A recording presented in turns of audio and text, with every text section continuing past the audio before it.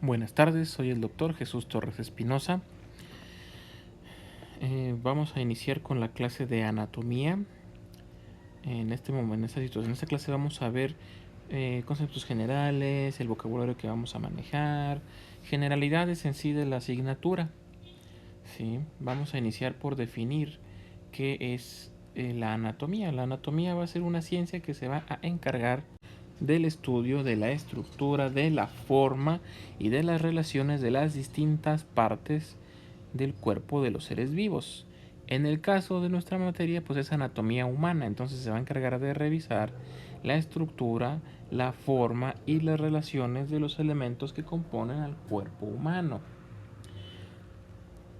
La anatomía pues viene del latín antiguo, de una palabra que es anatomé, que significa disección. Se supone que viene de dos prefijos tomos, que es cortar, y anas, que es hacia arriba. Entonces se traducía como eso, como una disección.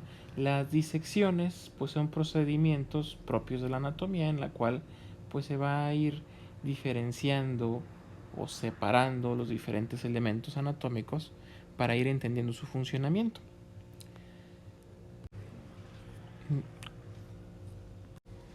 Como ciencia básica correspondiente a las bases propias de la medicina, pues se puede decir que tiene una historia muy larga desde la prehistoria, por así decirlo. ¿Sí? Como involucra el conocimiento de las funciones de las partes de los seres vivos, pues podríamos decir que desde un cazador prehistórico sabía dónde atacar a un animal para matarlo. Eso ya hablaba de conocimientos anatómicos. A lo largo desde el origen de la medicina misma, pues se ha generado el conocimiento anatómico, porque pues para poder entender las enfermedades que aquejan el cuerpo es necesario conocer las partes de este. Es como un mecánico, por ejemplo, que pues para conocer cómo funciona un automóvil, pues tiene que desarmar el automóvil. En el caso de la anatomía es lo mismo, es como desarmar el cuerpo humano para poder ver sus partes, ver cómo funciona. ¿Sí? Entonces la anatomía es la piedra, una de los cimientos del conocimiento médico, y pues en el caso de los enfermeros pues también es necesario, muy necesario tener conocimientos anatómicos mínimos o básicos para llevar a cabo una práctica adecuada. ¿Sí? No es mi intención cubrir la historia de la anatomía, eso tal vez lo vean ustedes un poco cuando vean historia de la enfermería y tal vez lo revisen un poco. Para el caso, pues vamos a hablar mejor directamente de nuestro método, de nuestra área de estudio propiamente ya de la anatomía. Espero ya hayan bajado o buscado los libros que les recomendé para que empiecen a revisarlos y a leerlos. En el caso del Quirós es un poquito complicado porque tiene vocabulario que no han visto, ¿sí? Pero hay que irlo leyendo para irlo digiriendo poco a poco.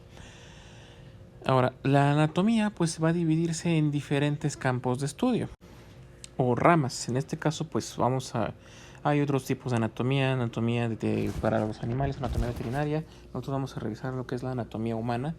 En este caso pues tenemos varios tipos. Una de ellas es la anatomía descriptiva, que es la que vamos a revisar nosotros, en la cual su principal función es describir todas y cada una de las partes del organismo, así como sus funciones y las interacciones que tienen entre ellas. Estas interacciones que menciono pues son las relaciones. Eso lo vamos a ver a lo largo de los capítulos como relaciones anatómicas. O sea, son todos los órganos, huesos, músculos que se encuentran alrededor del elemento primario que estemos describiendo.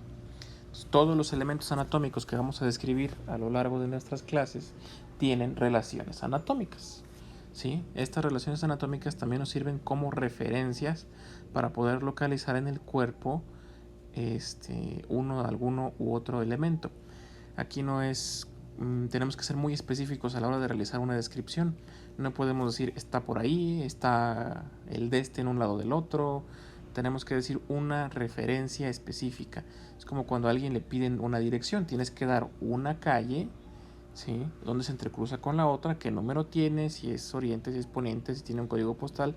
En el caso de los elementos anatómicos es lo mismo. Todo va a tener una localización exacta para saber dónde está. ¿Sí?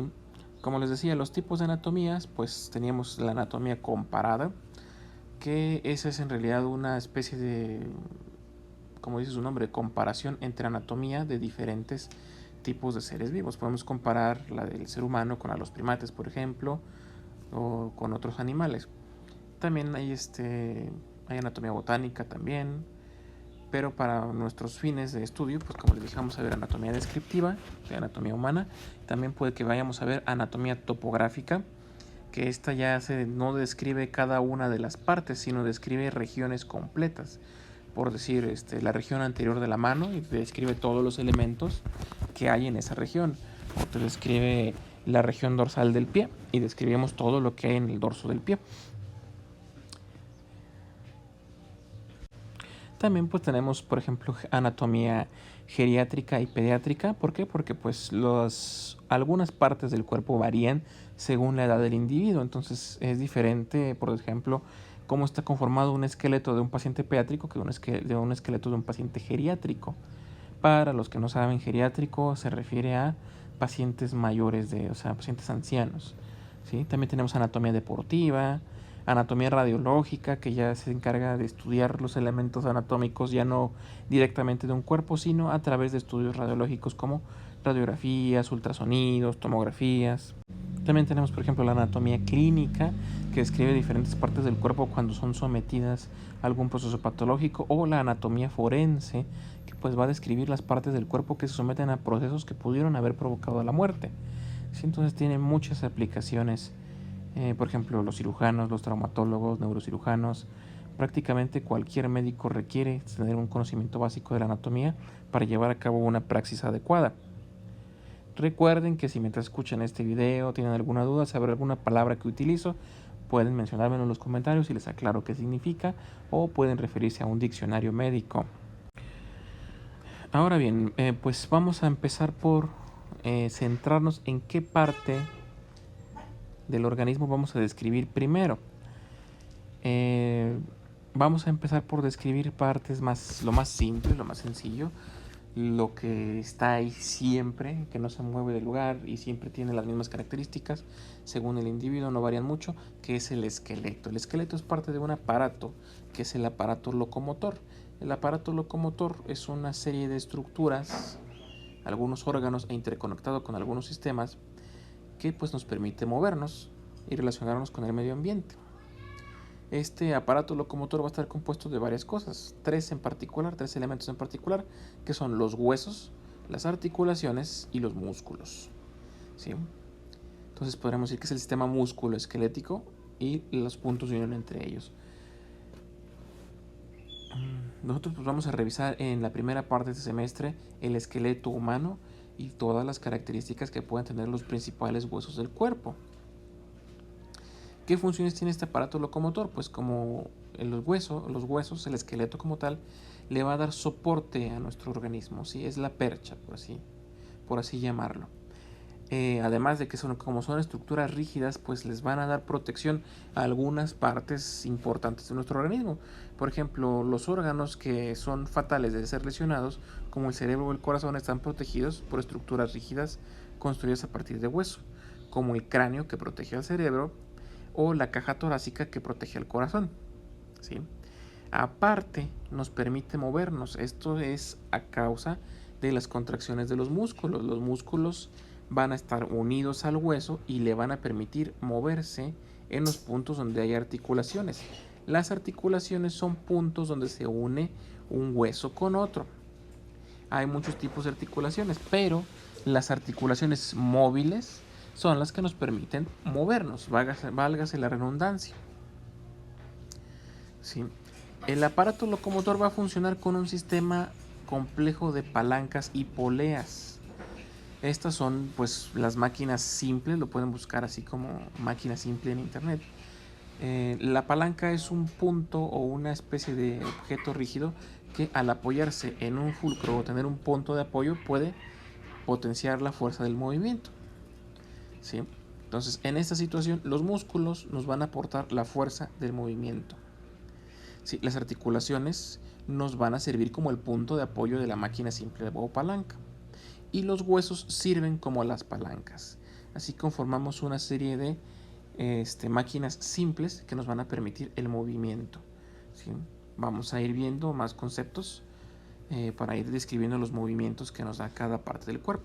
Lo primero que tenemos que tomar en consideración antes de empezar a describir al cuerpo humano es una posición fija para todas nuestras descripciones.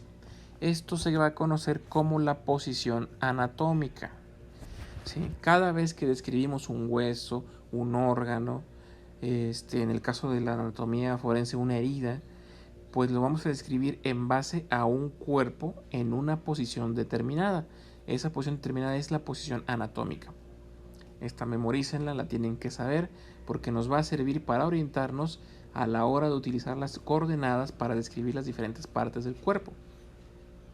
Entonces, primeramente tenemos que tener un individuo que está de pie frente a nosotros. ¿Sí?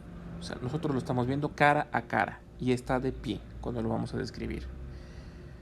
2. La cabeza tiene que estar recta, ¿sí? Y mirando hacia el frente.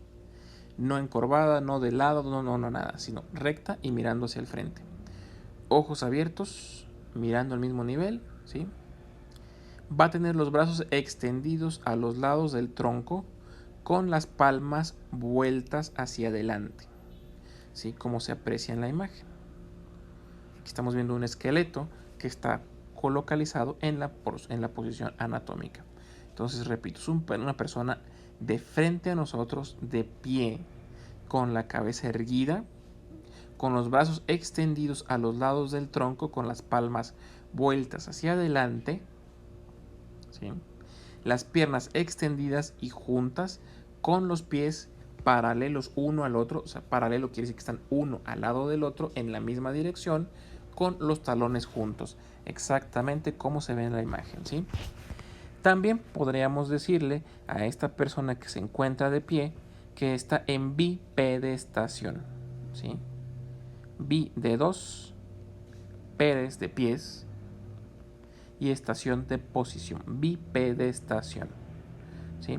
Entonces, pues, en la posición anatómica la voy a repetir una vez más. Es una persona en bipedestación frente a nosotros, con los brazos a los lados del tronco, con las palmas vueltas hacia adelante, las piernas juntas, los pies paralelos con los talones juntos. Esa es la posición anatómica.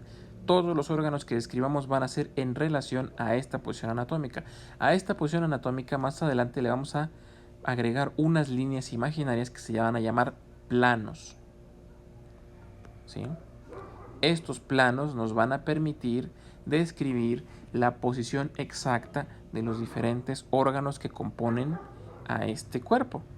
Dichos planos pues los vamos a conocer con el nombre de la planimetría del cuerpo humano, ¿sí? O sea, son líneas imaginarias que van a cruzar el cuerpo de ciertas formas que nos lo van a dividir en diferentes porciones. Tenemos 3 planos en particular, o los más importantes: un plano sagital, un plano frontal y por último tenemos un plano transversal, ¿sí? Dentro de esta planimetría también tenemos líneas nada más y también tenemos los planos. Las líneas se van a conocer como ejes y marcan ciertas direcciones. Entonces tenemos primeramente un eje vertical, que va a ser una línea imaginaria que va desde la punta o la parte más alta de la cabeza, cruza todo el cuerpo hasta los pies, ¿sí? Esta línea, pues podríamos decir que este eje vertical, según donde nos localicemos en referencia al plano transversal, nos va a dar las direcciones de arriba o abajo, ¿sí? Luego tenemos otra línea imaginaria que va de atrás hacia adelante, ¿sí? Aquí la podemos ver marcada en amarillo. Este se va a conocer con el nombre de eje antero-posterior, ¿sí? Este eje nos va a dar 2 direcciones, atrás y adelante, con referencia al plano frontal. Entonces, todo lo que esté por delante del plano frontal es adelante, todo lo que esté por detrás pues va a ser posterior, va a estar atrás, ¿sí? No tiene mayor pérdida. Luego tenemos un eje transversal, ¿sí? Este eje transversal, lo voy a poner en otro color. Este eje transversal atraviesa el cuerpo de un lado a otro, ¿sí? También nos va a servir este eje, todo lo que corra sobre ese eje nos va a servir para mencionar qué tan lateral está localizado ese elemento anatómico que vamos a describir, ¿sí? Aquí en la imagen se utilizan las palabras derecha e izquierda, pero no es tan sencillo. Vamos a ver ahorita otras palabras en relación a lo mismo. Entonces tenemos, los planos van a cruzar estas líneas imaginarias. Como se fijan de este lado, nos damos cuenta que el plano sagital va a cruzar dos ejes, el céfalo-caudal, este que estamos mencionando aquí arriba, y el antero-posterior, los dos que están en amarillo.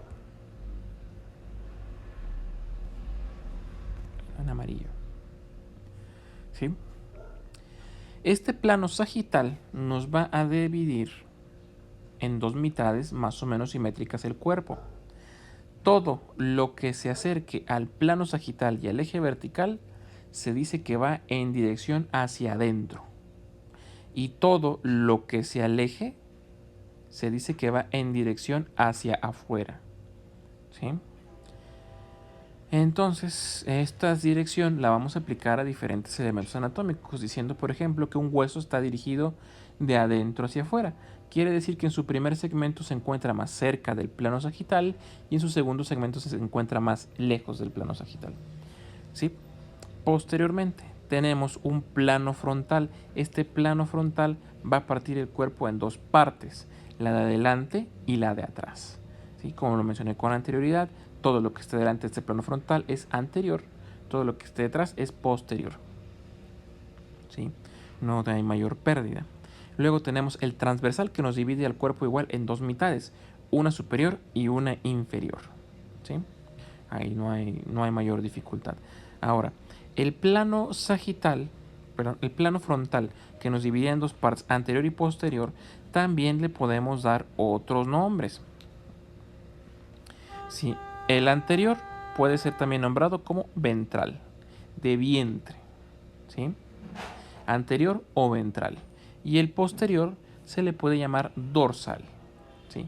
Dorsal, dorso, de espalda, ¿sí? Anterior ventral, posterior dorsal. Ahora, el otro plano transversal que nos dividía en superior e inferior, resulta que el superior se le puede llamar craneal, ¿sí? ¿Por qué? Porque ahí está el cráneo, allá arriba, ¿sí? Entonces, por eso le podemos decir craneal. Y el inferior se le va a llamar caudal, como cola o cauda, ¿sí?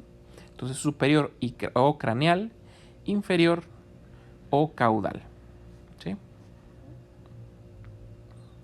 Aquí tenemos unos ejemplos de la aplicación de estos planos para describir vistas del cuerpo humano. Entonces, en la primera imagen de su izquierda tenemos una vista ventral o anterior.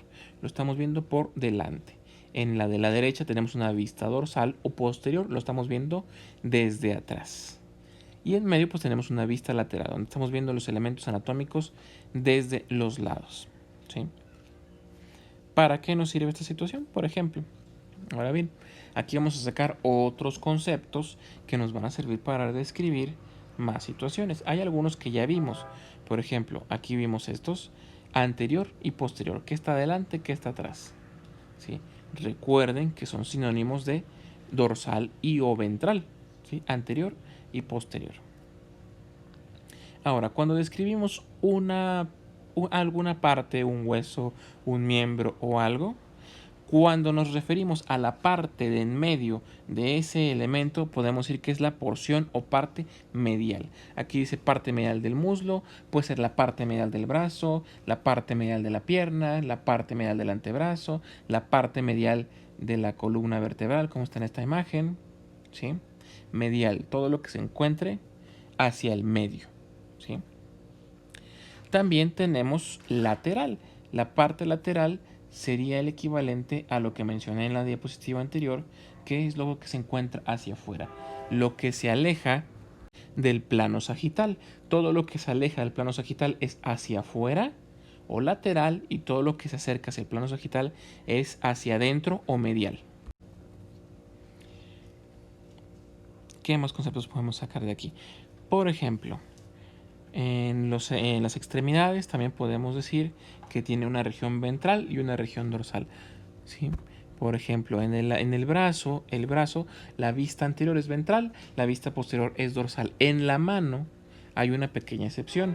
El dorso es la región dorsal, la parte de atrás, ¿sí? El dorso de la mano, y adelante, la vista anterior o ventral, se le puede llamar también región palmar de la mano, ¿sí? Ahora, todo lo que se acerque al cráneo se va a encontrar en una región craneal, y todo lo que se aleje está caudal. Así como también tenemos los dos términos más llamados proximal y distal. Lo proximal es todo lo que se acerque al tronco, mientras que lo distal es todo lo que se aleja. Entre más alejado esté del tronco, más distal. Entre más cerca del tronco, más proximal. ¿Sí? Por hoy terminaríamos hasta aquí con la clase. Vean varias veces el video. Todas las dudas que tengan, háganmelas llegar por los comentarios para aclararlas, ¿sí? Es muy importante que aclaremos todas las dudas que tengan al respecto, porque de este vocabulario va a depender que entiendan con facilidad los otros temas que vamos a ver más adelante.